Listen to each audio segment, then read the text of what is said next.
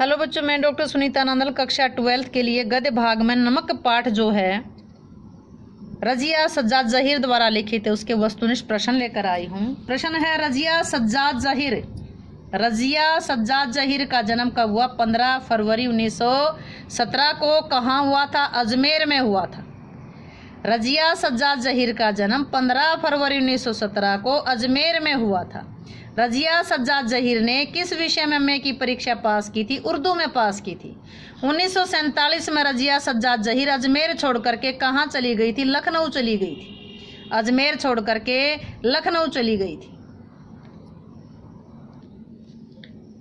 रजिया सज्जाद जहीर, यहाँ इसमें लेखिका का जिक्र है। रजिया सज्जाद जहीर ने किस व्यवसाय को अपनाया था? अध्यापन को, पढ़ाई को। इनका देहांत कब हुआ? 18 दिसंबर 1979 को हुआ। जन्म हुआ 1917 को। 15 फरवरी 1917 को जन्म हुआ। 18 दिसंबर 1979 को मृत्यु हुई।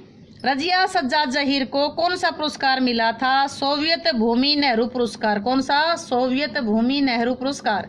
उत्तर प्रदेश की किस अकादमी ने रजिया सज्जाद जहीर को पुरस्कार देकर सम्मानित किया? उर्दू अकादमी ने। उर्दू अकादमी ने उनको कौन सा सम्मान दिया, यानी उनको पुरस्कार देकर के सम्मानित किया? रजिया सज्जाद जहीर को सोवियत भूमि नेहरू पुरस्कार, उर्दू अकादमी पुरस्कार के अतिरिक्त कौन सा पुरस्कार मिला? अखिल भारतीय लेखिका संघ अवार्ड। अखिल भारतीय लेखिका संघ अवार्ड। 1965 में रजिया सज्जाद जहीर की नियुक्ति कहाँ पर हुई थी? सोवियत सूचना विभाग में। सोवियत सूचना विभाग में रजिया की नियुक्ति 1965 में हुई। रजिया सज्जाद जहीर के एकमात्र कहानी का नाम था कहानी संग्रह, जिसमें बहुत सारी कहानियां हैं, जर्द गुलाब। ये किस भाषा की कवि हैं, कवित्री हैं, यानी कि लेखिका हैं? उर्दू भाषा की। नमक कहानी की लेखिका हैं रजिया सज्जाद जहीर। नमक कहानी का संबंध किससे है? भारत और पाकिस्तान के विभाजन से है, भारत और पाकिस्तान के बंटवारे से है। सफिया पाकिस्तान के किस नगर में आई थी? नगर में गई थी, लाहौर गई थी। सफिया लाहौर जाने से पहले किस कार्यक्रम में गई थी? कीर्तन में गई थी। सिख बीवी ने किसे अपना वतन कहा? लाहौर को। कीर्तन कितने बजे समाप्त हुआ? 11 बजे। सिख बीवी ने सफिया से क्या तोहफा लाने के लिए कहा? लाहौरी नमक। सफिया लाहौर में किसके पास गई थी? अपने भाइयों के पास। सफिया का भाई क्या था? पुलिस अधिकारी था, पुलिस अफसर था। सफिया ने बादामी कागज की पुड़िया में क्या बंद कर रखा था? लाहौरी नमक। कस्टम वालों के लिए क्या आवश्यक था? अपनी ड्यूटी करना, कर्तव्य पालन करना। आखिर कस्टम वाले भी इंसान होते हैं, कोई मशीन तो नहीं। ये बात किसने कही थी? सफिया ने कही थी। किसको कही थी? अपने भाई को कही थी। क्यों कही थी? उसके भाई ने कहा कि नमक चोरी छुपे नमक ले जाना गैर कानूनी है, तुम पकड़ी गई तो दोनों परिवारों की बेइज्जती होगी। तो उसने कहा था आखिर कस्टम वाले भी तो इंसान होते हैं, कोई मशीन तो नहीं होते। आप अदीब ठहरी, और सभी अदीबों का दिमाग थोड़ा सा तो जरूरी घुमा हुआ होता है। ये अदीब शब्द किसके लिए आया है? साहित्यकार के लिए। किसके लिए आया? साहित्यकार के लिए। सफिया के कितने सगे भाई पाकिस्तान में थे? 3। पहले सफिया ने नमक की पुड़िया को कहाँ रखा? फलों, पहले तो किन्नुओं की टोकरी में, फलों की टोकरी की तह में नीचे। सुनील दास गुप्ता को सालगिरह पर उसके मित्र ने कौन सी पुस्तक कब पुस्तक भेंट की थी? 1946 में। कब दी, यानी कि किस सन में दी थी? तो 1946 में। कब दी थी? सालगिरह पर, यानी कि मैरिज एनिवर्सरी पर, शादी की वर्षगांठ पर। संतरे और माल्टे को मिलाकर कौन सा फल तैयार होता है? किन्नू। सफिया के दोस्त ने किन्नू देते हुए क्या कहा था? कि यह हिंदुस्तान पाकिस्तान की एकता का मेवा है।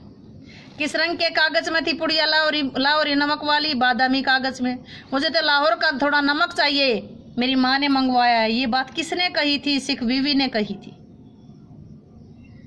मुझे तो लाहौर का नमक चाहिए, मेरी माँ ने यही मंगवाया है।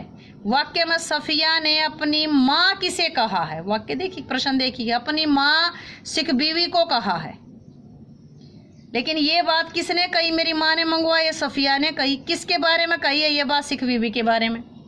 मोहब्बत तो कस्टम से इस तरह गुजर जाती है कि कानून हैरान रह जाता है। ये कथन किसका है? पाकिस्तानी कस्टम अधिकारी का है। जो पाकिस्तान में कस्टम अधिकारी था उसने क्या कहा कि मोहब्बत तो कस्टम से इस तरह गुजर जाती है कि कानून हैरान रह जाता है। नमक कहानी से में सबसे अच्छा डाव कहाँ का बताया गया है? ढाका का। सफिया अपने को क्या कहती थी सैयद। सुनील दास किसे अपना वतन मानता है, ढाका को। सफिया कहाँ की रहने वाली थी, लाहौर की। सुनील दास गुप्त अपने दोस्त के साथ बचपन में किन साहित्यकारों को पढ़ते थे, नजरुल और टैगोर। अमृतसर में सफिया के सामान की जांच करने वाले नौजवान कस्टम अधिकारी बातचीत और सूरत से कैसे लगते थे, बंगाली। जो अमृतसर में इनकी जांच कर रहे थे सामान की। नमक पाठ के अनुसार क्या चीज़ हिंदुस्तान पाकिस्तान की एकता का मेवा है, किन्नू। सफिया की अम्मा सफ़ेद बारीक मलमल का दुपट्टा कब ओढ़ा करती थी, मुहर्रम पर। हमारा वतन तो लाहौर है, लाहौर ही है। हमारा वतन तो जी लाहौर ही है, ये कथन किसका है, सिख बीबी का। सफिया अपने भाइयों से मिलने कहाँ जा रही थी, लाहौर। उम्मीद है कि ये प्रश्न आपको अच्छे से समझ आए होंगे। समझ आए हों तो वीडियो को लाइक करें, शेयर करें, चैनल को सब्सक्राइब करना ना भूलें।